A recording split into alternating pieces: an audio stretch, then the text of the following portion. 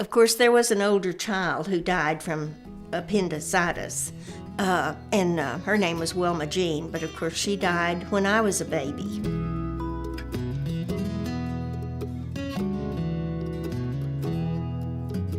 And Papa Watson, my daddy's father, was living with us then. He lived with us for several years over in the Junction House.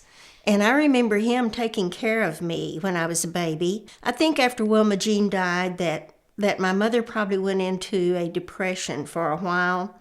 And Papa really helped her out a lot. And he wasn't able to go out and work on the farm anymore, but he helped Mama there in the house and with the children and stuff.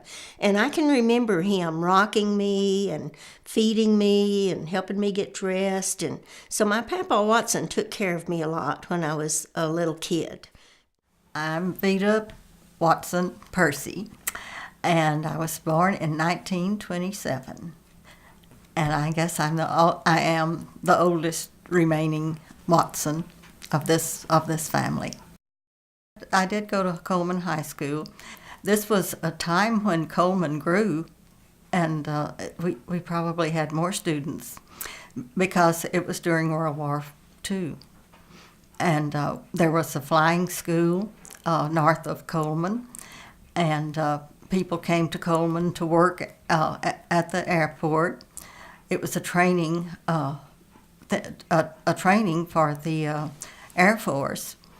Well, in Coleman, Commerce was the main street even then, and Saturday night was the big night. All the farmers came in and brought their families, and they parked, and if you didn't get to town before 6 o'clock, you probably couldn't find a parking place. It was very busy. You just can't imagine how busy it was. I guess Patty and I always did more things together than with anybody else. We did begin to have dates with guys at the airfield, so we did not have a telephone. And it's pretty bad to be a teenager and not have a telephone. And we just knew that we'd have a lot more dates if we only had a telephone. Well, the front bedroom, Patty and I got the front bedroom right away. I think we got to choose the wallpaper and, some things like that were exciting to us. And so always the oldest two girls got the front bedroom. So I know Grace was there. She used to try to peek through the French doors when I would have a date come. She's very sneaky. I'd look over there, and there she was peeking through the French doors. And of course, Vita was the teacher. She had gone on to college, and she taught school for a number of years. So she was kind of so I looked at her as being the teacher. I'm Tricia Brown, and my mom, Patty Joyce Watson Finch, was born in 1929. Patty loved her family, and she loved the farmhouse that she grew up in. At her funeral, she had left a note that she had written years before about things she loved at different times in her life. And when she was a child, she loved her mom and her dad and her sisters and brothers. And she specifically mentioned Collier and Marguerite. She loved the horse Nellie that they had growing up as a child. She loved sitting on the planks that are by the steps, the concrete planks, with her back against the rock, probably with one of her sisters, waiting for some boy to come down the hill. Because they didn't have phones, so the only way they knew company was coming is if they saw dust coming down the hillside, and then they had to go, I imagine, get freshened up for whoever might show up. I remember Patty was always very pretty with her blonde hair and dressed up. And I think she was always the glamour girl. I hear about shoes. She always loved shoes throughout her whole life, and I think she did growing up. And she was kind of prissy, I think, maybe. She was, growing up, she certainly carried herself that way. She had the posture of a marching band leader. She was always carried herself well, liked to look nice. So she and Geet strike me as being the closest together, the closest alike at this point. They're both real glamour girls. So she had a reputation. Patty had a reputation, I know, when my dad was in the Navy. And I don't know that she ever did this, but her reputation was of mowing the grass in high heels, short shorts and high heels. She got her hair dyed platinum. She got contacts when they first came out. Her house always looked like House and Gardens could come over and do their photo shoot whenever they wanted to. There was nothing to be done. She always loved going home. That's all we did for a vacation for years. My family did not take a family vacation that was not to go home until I was 17. I didn't know there was any other thing than having a close family. She had a lot of class. She was a very classy lady. I am David Watson, who was born in 1931. Which room was mine? In the hall. When all the girls got there, I got in a day bed type deal, just a small bed out in the hallway. There was plenty of girls, and they usually had somebody out there with them. I had a house full of girls. That's all I had. Water to the house for years came from a well and a windmill, and had a water tower there right outside the house to get water in there. And before that, well, you just had to get water and get you a place to warm it up, and we used to take baths. And it wasn't ever fresh one either. But when those creeks went dry, that was bad business. But they didn't very often. I can kind of remember one time Vita chasing David through the house, and I think that was the time that she was mad at him about something and chasing him, and she was trying to kick him out the door and missed and hit her little toe on the door, and either broke her little toe or sprained it badly. So those days, that's the way we played. I'm Anna Grace Watson Crum. I was born November 26, 1933. Well, it wasn't until Vita and Patty went off to college, and then Ruth and I got to move to the front bedroom. And Ruth didn't want to go. She was kind of scared to be that far down the hall, that big long hall, and by ourselves down here in the front. Well, I really didn't know if I wanted to have that privilege or not, because you had to go through that dark hallway. And so for a while, I had a bedroom all to myself. And I could sit up and read as late as I wanted to. And I kind of enjoyed that, because I'd never had even a bed to myself, much less a whole room. But Ruth finally got up the nerve to come down the long hall and sleep in the front bedroom with me. It was pretty lonely, and I think we all, kind of lived for the day we could get off the farm, really, And at night, when the sun was going down, I'd go out and sit on one of these little deals that reaches out there and lean back against the arch and just watch the sun go down, and then I'd sit there and wait for the first star to come out so I could make my wish on the first star. On Saturday afternoons, we would go into town and go to the cowboy movie. When I was a little kid, we loved the cowboy movies.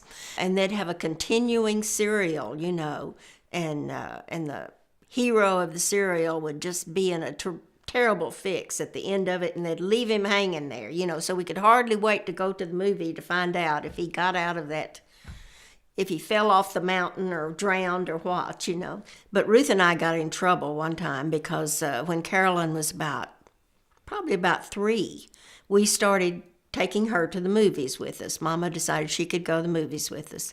Well, Ruth and I got so involved in one of the movies that we forgot to keep an eye on Carolyn. That was probably one of the movies we were seeing when Carolyn decided to get up and leave. And evidently it was a really good one, and because they didn't even miss me. And she got up and wandered out of the movie theater. It was during election time, and they were having speeches. It was election night, and they had a big platform out on the street, and she shows up,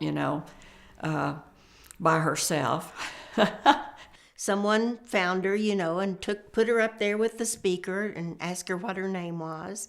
And she says, Ta-Nehisi, well, nobody knew what that meant, I was wandering around town, and somebody, as the story goes, someone recognized that I was one of the Watson girls and took me to the car where Mama was visiting with the ladies in town.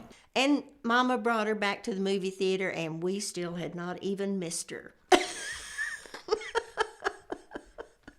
I guess Grace and Ruth caught it pretty bad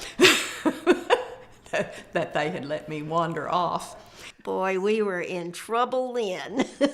So I think from then on, I had to sit in the middle, and they'd grab hold of a corner of my skirt so that they'd know if I was moving. And Ruth would hold one side of her skirt, and I would hold the other side, and her dresses just looked terrible all the time from us gripping her. They were always wrinkled. I'm Jimmy Ruth Wilson, and I was born March 26, 1937. I think I was the last one born at home, as I remember being told about it. And I think the three that were born after me were born in hospital, but as I understand it, all the rest of us were born at home.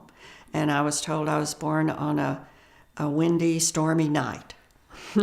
I felt like I was sort of the quiet child that was in between Grace and Carolyn because they were both personality people, and we used to laugh. Grace called herself Cowborn Gracie a lot of the time because she would do a good bit, down at the barn. And then Carolyn was the one just younger than me, and she was always a personality person and called herself the boss. Well, I was the boss. I'm still the boss. And so, I felt like I grew up between the two extrovert sisters, and I was kind of more the introvert. Saturday was usually help Mama clean house day in the morning, and then she'd start getting us all cleaned up and ready to go to town.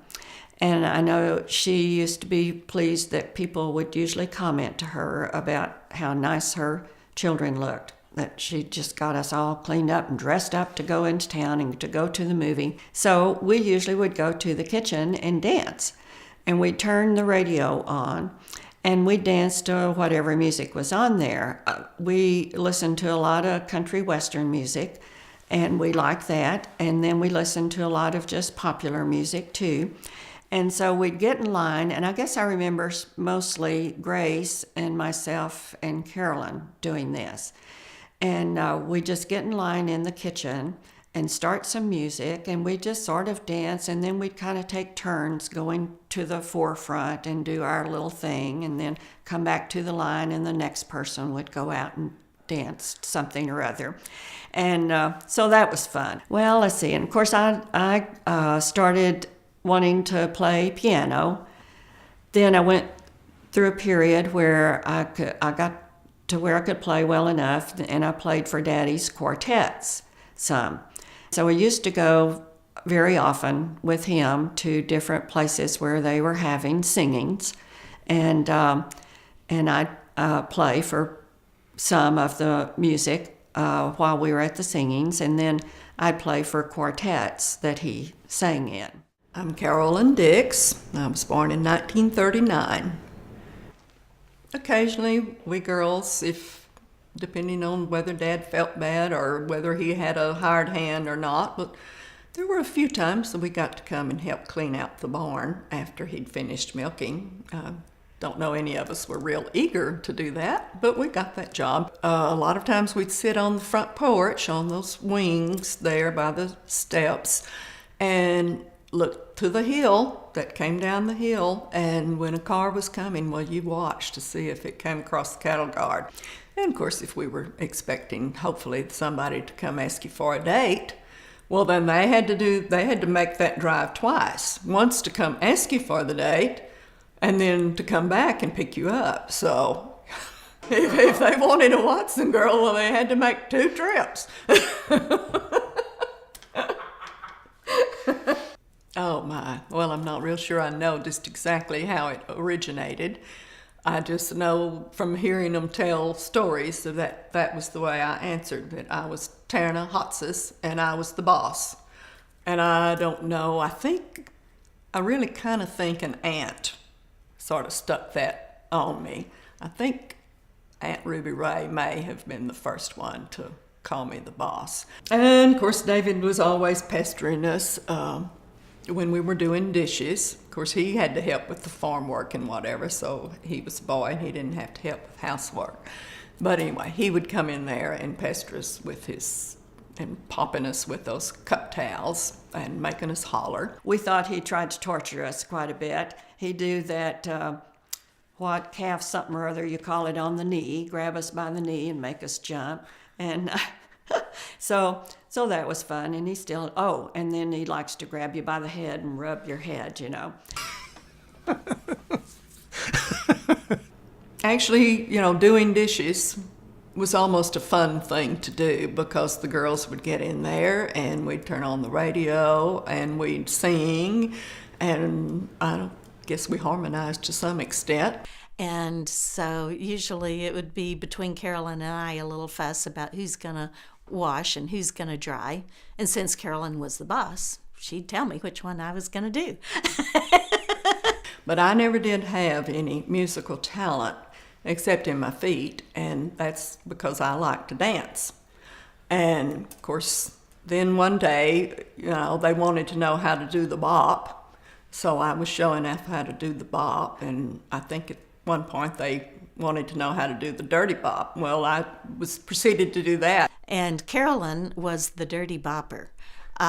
She could do the dirty bop better than anyone that I've ever seen. And she usually did it with either the broom or the mop. And Mama says, you better not ever do that in public. So, dirty bop was not the thing to do in front of your parents. I am Marguerite Doherty, and I was born in 1943. I do not have a middle name. My mother didn't know what to name me. She said she'd run out of girl names. And my oldest sister, Vita, tells me that I was named after her best friend, Margaret Lindsay. But it was kind of interesting if, in fact, I was named after Margaret Lindsay, because as time went by and after Daddy died, Mama ended up marrying Sam Lindsay, who was Margaret's father. And the Lindsays and the Watsons were family friends for years. Until Mother lost Daddy and Mr. Lindsay lost his wife, and so eventually they married. I think I was very fortunate to have so many sisters. It was a lovely family, a loving family, and all of my sisters were my idols. I looked up to all of them and enjoyed all of them so much. And as each of the girls would get out of high school and move away, another girl would move to the front bedroom. We always wanted to be in the front bedroom by the time we were dating, hoping that we could sneak through the door and not let Mama and Daddy wake up and know we were late getting home. I guess that Collier and I are probably the only ones that actually got to experience having a room to themselves as they grew up, because after Carolyn graduated and moved into Fort Worth, I had this front room all by myself for my teenage years, and Collier had the middle bedroom all to himself, and Mama and Daddy had the back room all to themselves. So we were kind of a small family by then. But we girls were kind of almost like city girls, I guess, because Daddy, I guess, didn't feel like girls needed to be out working on the farm, and their place was in the house. So I didn't do much in the way of helping on the farm. Coleman, we didn't have a lot of activities, but at the same time, we teenagers always found our own way to make fun. I remember that we had 2 drive-in theaters, and so usually if we had a date, it was to go to a movie at the drive-in. So during the summertime, when school was out, we would go out to the swimming pool and spend a lot of the time at the pool. And they had a huge concrete dance floor with a jukebox out there.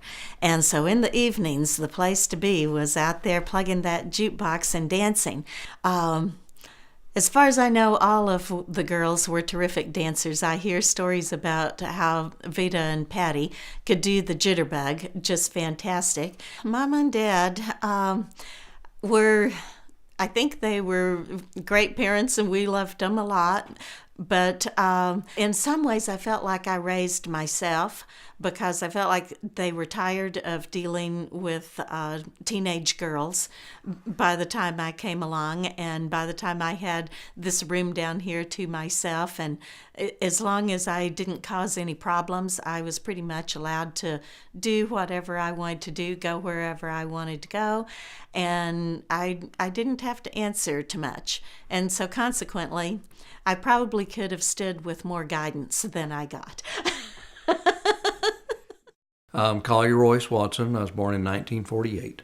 Well, this was the only house that I ever lived in, and so I stayed here until I graduated from high school and went to college. So, of course, the years that I was in high school, I graduated in 1966. So, lived in the era of the 60s, and I guess I'm a great Beatles fan. That was the big music at the time, and it was I guess it's always a neat time to be alive. But the '60s were a good time to grow up and be a teenager. Yeah, Coleman changed in that I can remember as a child, say like 8, 9, 10 years old, that going to town on Saturday was a big deal, and you could go to town on Saturday and have a hard time to find a place to park. There were at one time, I guess it was actually probably back in the 40s, I think Coleman County had about 40,000 people in it. And today, the county has less than 10,000 people in it, of which roughly about 6 of those live in the city of Coleman. So used to, Saturday was a big time in downtown Coleman, and we would go to the theater. That you could take 25 cents and go to the theater and see a movie, and it was great fun. You always look forward to Saturday. Probably by the time I was a teenager, the community had begun to decline to where the Saturdays were no longer that big of a deal, and so I don't think it was as much fun as probably the kids that grew up in the 50s, but still, we had fun. The room that we are currently in was quote my room, and as I remember as a child, that the oldest child that was here was Ruth, and so Ruth, Carolyn, and Marguerite and I were all here at the same time. Everyone else had already left the family, so to speak. I don't know if I've had older sisters or just several mothers. Seems like women are kind of all that I've ever known. So I've had lots of supervision. The dairy was still at this location when I was a young child. And I don't remember exactly how old I was when we moved to the dairy. But we owned a place across north of Highway 67. And Dad built at that time a, quote, modern dairy barn. And when that dairy was built, my dad hired a hired hand who lived on the other side of the highway, who basically ran the dairy. So I guess when my dad was around the age of, I'm going to guess around 65, he kind of backed off of the day-to-day actual milking of the cows.